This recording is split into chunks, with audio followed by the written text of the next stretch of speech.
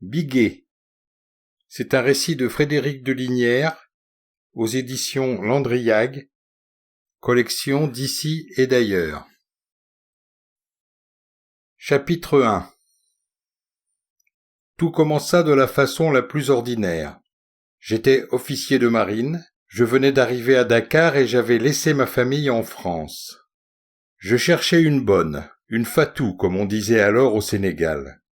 Et j'avais demandé à Abi, la servante de mon voisin, si elle connaissait une femme qui pourrait convenir. Celle-ci vint me présenter Biguet, qu'elle disait être sa cousine. Dès que je vis Biguet, je la désirai. Je fus surpris moi-même par l'intensité de cette attirance physique. La jeune femme me faisait l'effet d'un beau fruit pulpeux et mûr à point. La tentation d'y planter mes dents était irrésistible.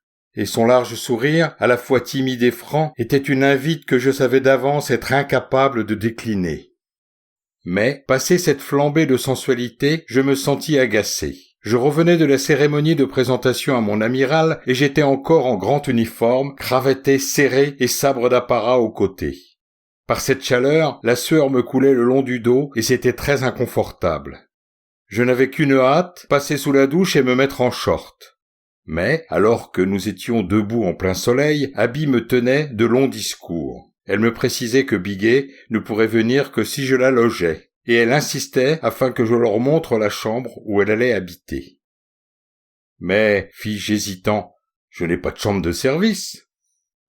Si, patron, tu en as une. Ta maison est la même que celle du commandant Estève, et moi, là, dans l'appartement à côté, j'ai une chambre où je dors. Laisse-nous entrer et je vais te montrer.